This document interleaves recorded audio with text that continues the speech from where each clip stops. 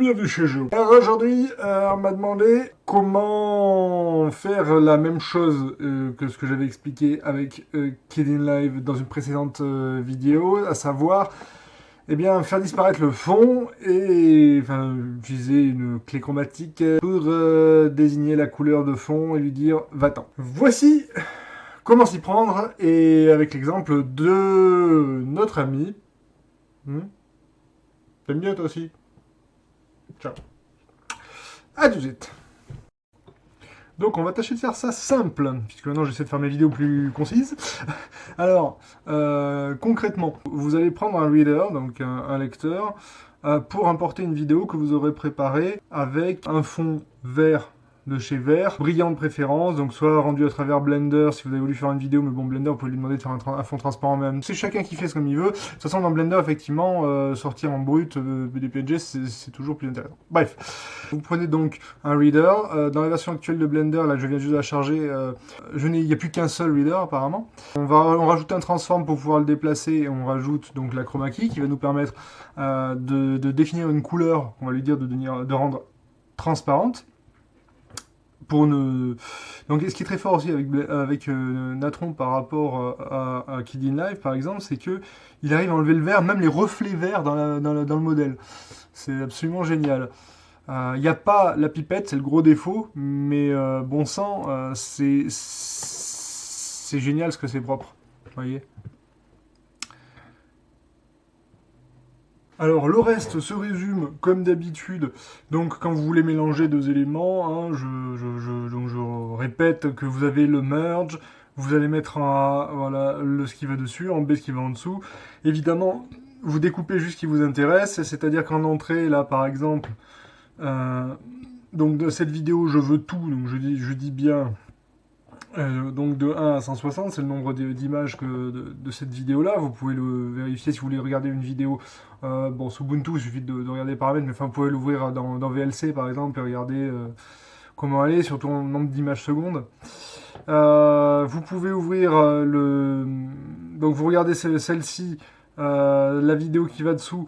Vous n'êtes pas obligé de prendre tout. Moi par exemple, j'ai pris que de la 900e image à la 1200e. Si vous savez que votre image, si vous voulez savoir combien d'images fait une vidéo, vous avez juste à vous dire elle fait tant de secondes. Vous savez combien il y a d'images par seconde. Hein, s'il y a 30 images par seconde, vous faites une bête multiplication. Bon, je crois pas que ce soit... bon, ok, il y a vraiment des nuls en maths à ce point-là. Il y a des calculettes, vous inquiétez pas. Toujours dit, donc, que vous faites commencer à l'endroit qui vous intéresse pour juste travailler là-dessus, pas faire des rendus pendant 3 heures pour rien. De toute façon, vous le remettrez par-dessus dans votre logiciel de montage, hein. Pouf, comme ça, en cache par-dessus, en laissant le son de l'origine, vous le posez sur la file dessus, ça remplacera l'image et point de barre. Hein. Pas la peine de se compliquer la vie. Vous allez, pareil, alors sur votre projet, vous lui dites donc, après une fois que vous avez votre truc, vous lui dites de faire de telle image à telle image, si après finalement vous voulez bouffer encore un boubou. Pensez bien à mettre donc votre format.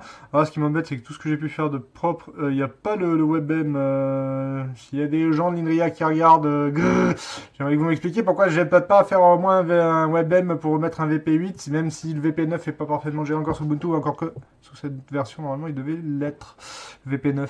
Et je n'ai pas le format Théora. Pourtant, j'ai FFmpeg comme comme la version libre. Bref, donc on fait le MP4, cette saleté de trucs. Bon, en France, vous me direz, on s'en fout. Merci, Vidéolad. Mais bon, quand même, je pense pas que ce soit la solution de suivre le principe du consortium MPEG. Bref, c'est qu'une question d'opinion. Donc n'oubliez pas aussi de mettre un writer, hein. Vous faites un petit tab, hein. Vous lui dites writer, donc un écrivain, pour qu'il vous sorte. Hein, voilà donc que vous allez configurer. Hein. Donc voilà, c'est ce que je regarde à l'instant, mais je rappelle de quoi il s'agit. Voilà, bon, si vous avez... Oh, aussi une chose très importante, n'oubliez pas le crop. Ça vous permet à chaque image de ne calculer que ce qui est dans le format défini. Par défaut, il va prendre le format du projet. N'oubliez pas, parce que sinon il va vous calculer du hors image pour rien. À chaque image, c'est idiot. ne vous embêtez pas avec ça, et pensez à bien mettre un crop derrière, même derrière le simple transform, ça suffit, hein. Y a pas besoin, enfin, devant ou derrière le chroma key, ça change rien du tout.